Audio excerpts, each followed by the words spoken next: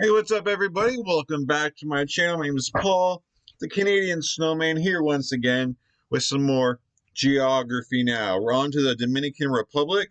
I just did the Dominica, and now I believe this is the last one of the D's. So we're moving right along here through the entire alphabet of countries.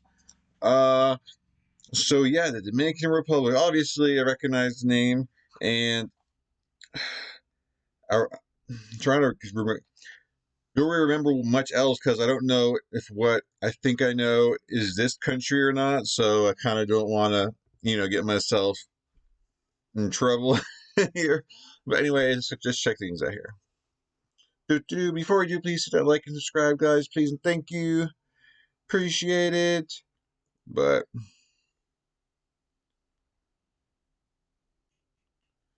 come on, computer. All right, let's do it. Hey everybody, if you've never heard a Dominican talk and if you understand and speak English, this is roughly kind of what it's like to be a Spanish speaker listening to a Dominican, and welcome to the DR. It's time to learn geography now! Hey everybody, I'm your host Barbie. If you are going to know anything about the Caribbean, you're going to have to know about the DR. This is where so much began and revolutionized the entire Western world. That's a tall order. Now let's start sailing this ship. Christopher Columbus may have arrived in the Bahamas first, but the DR is the place where everything with European colonialism in the Western Hemisphere began. First of all, the country is located in the Greater Antilles Archipelago in the Caribbean region, taking up 2/3 of the island of Hispaniola that it shares with Haiti to the west. Okay, I was right. I wasn't sure because I anyway, Haiti, and then I was like, thing is, that's Dominican Republic's right next to it. I didn't want to say it and it'd be wrong, so okay. It is where I think it was. Okay, good deal. And isn't the Dominican Republic a lot more like advanced, a lot to culture than Haiti? Like, isn't there like a big? I think I don't know what video I seen was. Isn't there like a big like trading area? I might be totally wrong, and this could be like a totally different like part of the world where uh there's I guess a place where you guys trade goods, but it's on the Dominican side of the border, and people from Haiti have to kind of wait for the I guess wait to cross the border until they're allowed to cross the border to do this trading to the trading post to bring their goods to trade. But the Dominican Republic is, since it's on your side, you guys get to choose shop first and spot first, right? And Haiti comes in afterwards. And this might I'm sorry if I'm totally off here, and this is a different country I'm thinking about. I just remember seeing a video like that, and I think it was these two countries, but I'm not sure. And you guys can you know whatever in the comments, let me know in the comments if I'm right or wrong. Anyway, just continue. Located just southeast of Cuba and east of Jamaica, right across the Mona Passage from Puerto Rico, the country is divided into 31 provinces, and the capital Santo Domingo lies on the south side of the island and acts as a national district. The island owns and operates minor islands and islets off the coast, the largest ones being the Islas Beata, Catalina, and Saona, which has a lot of starfish, all on the south side of the country. Both by area and population, the DR is the second largest country in the Caribbean and is the most frequently visited of all the Caribbean countries. Wow. Yeah, sorry, step up your game, guys. Calypso and Carnival aren't enough now. Now, before Columbus came, the island was inhabited primarily by Taino peoples that were divided into 5 chiefdoms, or cacicascos. They were Marien, Mawa, Mawana, Harawa, and Hiwe. To this day, the DR occupies land that historically belonged to all the chiefdoms, while Haiti only inhabits parts of Marien and Harawa. Now, let's rewind a little bit and go back to Santo Domingo, shall we? Santo Domingo in itself is paramount to the identity of the DR, let alone the Western world. This is the site where so many things started. Founded by Christopher Columbus's brother, Bartholomew, Santo Domingo was the very first permanent European settlement in the Americas. See, the Christopher Columbus thing, I didn't know no idea about that. I guess so. I guess maybe that'd be something more you learn if maybe if you're like an American, or maybe European. Maybe you probably know more about that than I do. But yeah, I was never really taught much at all about Christopher Columbus in school. So I just knew it. All I knew is the old, he found he found North America, whatever. That's all I knew about Christopher Columbus. But it's kind of interesting here though. brother, Bartholomew, Santo Domingo was the very first permanent European settlement in the Americas. Yeah, nice try, Vinland. A for effort. The very first hospital, cathedral, monastery, university, sewer system, fortress, and even castle were all constructed here. Santo Domingo also claims to be the final resting place of Christopher Columbus's body. However, the Spanish kind of disagree. It kind of goes like this. Okay, Dominican Republic, Christopher Columbus died, and he said he wanted to be buried in Santo Domingo, so we're sending the body over to you. Thanks! Oh, actually, as it turns out, you don't have the body anymore. What? Yes, I do. It's right here. Yeah, actually, after the whole thing with France happened, we moved to Cuba, but then the whole Spanish-American War thing happened, so we just brought it back to Seville. Yeah, we're pretty sure we gave you the wrong body. The one we have even has severe arthritis, just like Columbus had before he died. Yeah, but we did a DNA test on the corpse, and the results were close to his brother's. Liars! Now, there's a reason why this is the most visited country in the Caribbean, and part of the reason has to So no one knows where his body is, basically. They don't know which country his body lies in. That's actually funny. Liars! Now, there's a reason why this is the most visited country in the Caribbean, and part of the reason has to do with all the natural treasures that the land has to offer. Transition! Treasure! This is how fast YouTube is with Brave. And we're going Notice how there's no pre-roll ads? And here's how you can... The Dominican Republic knows how to make you feel like you got the full Caribbean experience when it comes to land makeup. First of all, the country is dominated by 4 main mountain chains, the 2 Cordillera ranges, the Septentrional and the Central, and the 2 Sierras, the Sierra de Neiva and the Sierra de Barruco in the south. The Cordillera Central is the tallest of all the chains, and at over 3,000 meters high contains the tallest peak in the entire Caribbean, Pico Duarte. Funny enough, the DR also has the lowest point in the Caribbean as well, Lake Enriquillo, a hypersaline lake located between the 2 Sierras and is actually a semi-arid zone where cacti can be found. Between the 2 Cordillera ranges, you can find the Sibao Valley, the most fertile area in the DR where most of the farms and crop fields can be found. Head a little east and you reach the Costanza, the coldest area in the DR where sometimes it can even snow in the winter. Otherwise, there are too many amazing nature spots to go over in depth, so I'm just going to briefly list some of the ones that you guys, the Dominican geography, suggested to us. The Los Tres Ojos Caves, Dunas de Bani, Bahia de las Aguias Beaches, Los Aitices National Park, the Damahacua Cascades, the Jarabacoa and Punta Cana beaches because, logic, the Cueva de las Maravillas, and that's about it. You forgot about the Samana area. I like that cave thing. That was really cool. Those beaches are beautiful. Logic, the Cueva de las Maravillas. Like, cool, what is that? It's like, that's amazing. And that's about it. You forgot about the Samana area where you can see whales and stuff.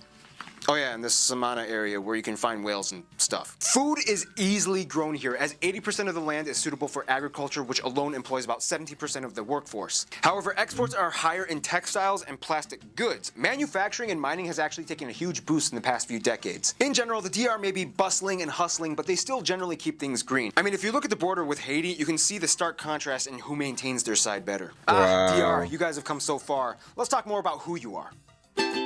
Yeah, that's definitely a big difference there. Now, this is the part of the video where things are going to get a little touchy. The reason being because when it comes to their population, the DR kind of plays by their own rules and we just kind of have to understand it. First of all, the country is made up of about 10 million people and was the first place to import Africans as slaves to the New World. Now, this is where we have to kind of address the ever slightly tense subject of identity. Due to so many prominent Dominican figures that take the spotlight, the stereotype for the DR is that everyone is black, and yes, it is true that the majority of the population has some kind of African ancestry in their heritage. However, it's not that simple. In the US and many parts of the Western world, we tend to live by the one-drop rule, in which if you got even a little bit of black in you, girl, boy, brother, sister, you black. But in the DR, if you have a little bit of black in you, hermanos, ustedes son indios. Kind of like how we mentioned in the Brazil video, so many people in the DR are mixed that they kind of created a whole new race for themselves called Indio, which categorizes a whole spectrum of skin color gradations. That being said, the country is about 73% mixed, 16% white, and the rest identify as straight up black with a small community of Asians and indigenous inhabitants. Many Dominicans are shocked when they come to the US and are labeled as black since they aren't called such a title in their country. Nonetheless, they embrace their mixed heritage and prefer not to be labeled fully under just one side. Culture-wise, Dominicans are known by many other Latinos to be some of the fastest talkers in the Latin world, almost on par with Chile. Also, they have an entire reservoir of distinct Dominican slang and idioms, such as que mi, juntadera, pila, Hevo or Heva. Then you have like real descriptive words and phrases like lambón, palomo, tigre, serrucho. And like Venezuela, they also use the word vaina, which could literally mean anything. You can use it in a sentence as a filler. Otherwise, the typical cultural traits that everybody knows about are kind of engraved in societies, such as merengue and bachata being the national dances. Even if you're a paraplegic in the DR, you will know merengue and bachata. It's in their blood. Baseball is, of course, the most popular sport, and it's said that it was brought over in the 19th century from American merchant Marines and has since then become just as much of a national pastime. Dominican baseball players are highly sought after when it comes to drafting season in the US MLB. Of course, as I say this, Puerto Rico is just kind of standing there rolling his eyes. Let's explain why.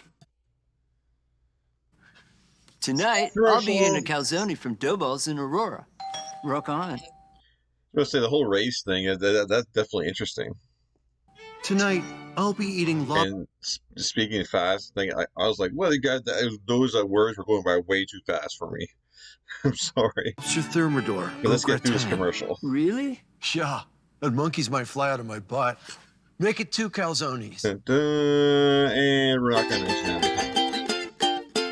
The DR is without a doubt one of the top dogs in the Caribbean. Therefore, they got a lot on their plate when it comes to diplomacy. Now, when it comes to CARICOM, the DR is kind of like Gandalf sitting amongst a Hobbit town hall meeting. Even though you think it would be, the DR is actually not a full member of CARICOM, but rather an observer state. Nonetheless, the DR enjoys sitting on the side, watching and encouraging his little cousins as they dispute fiscal policies and exchange commissions. He's like, good job, little guys. Keep up the good work. Then we get to Haiti.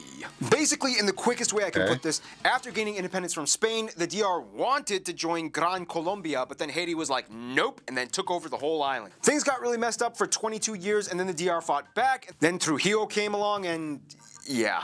I don't want to say he was like the Hitler of the Caribbean, but you be the judge. Anyway, since then, there's always been a slight civil discourse when it comes to the two countries. Today, many Haitians cross the border illegally to try to find work, and the DR is becoming slightly wary of the process dealing with this issue. Nonetheless, they still do great business and trade with each other. It's just, they kind of have to work together because they kind of share that whole island. The US and Spain have always been close friends. The US is the largest export and import partner, as well as encourager of economic development. Over 100,000 Americans live in the DR, many with dual citizenship, and over 1 million Dominicans can be found in the US, most heavily concentrated in the northeast states like New York and New Jersey, and in Florida. Spain is, once again, kind of seen as like the motherland, and to this day, they still hold close ties. Spain has signed numerous treaties and agreements with them, and each side absolutely loves it when the other side visits their country. When it comes to their very best friends, however, just like we mentioned in the Cuba episode, it would have to be Cuba and the US unincorporated territory island of Puerto Rico, which with all intents and purposes kind of acts like its own country. These three are the Latin trifecta of the Caribbean, the Three Musketeers. Even when one of them was going through a crazy time, they still held on to each other and pulled through as best friends. Although don't get started on the whole merengue and mofongo thing with Puerto Ricans. Friend or no friend, they will go all out ham on the DR if they claim they are better. In conclusion, the DR is where so much of the New World, and for that matter the entire Western Hemisphere, started to get radically revolutionized. They really are like the godfather of the Caribbean, and once you visit, you'll find a lot of offers you can't refuse. Stay tuned! Actually... But yeah, they definitely, It's I've seen some video again with Haiti, like the border. Again, might have been some kind of border video, but like I didn't realize, I guess, just how much is going on down, with you guys. So that definitely, eye opener there. Definitely a really cool video. Definitely a beautiful island, beautiful people, and yeah, another great informative video, guys. Another place I'd like to visit one day. All these places I'd love to visit, but more than likely won't be able to visit, but you never know. But anyways, guys, I appreciate you guys watching along with me. Please hit that like and subscribe if you haven't yet. And I'll definitely catch you guys in future videos as I think we're on to the E's. What's next? We're on to East Timor. I don't know if that's how you pronounce it, but anyway, I'll see you in that video, guys, hopefully. And yeah, peace.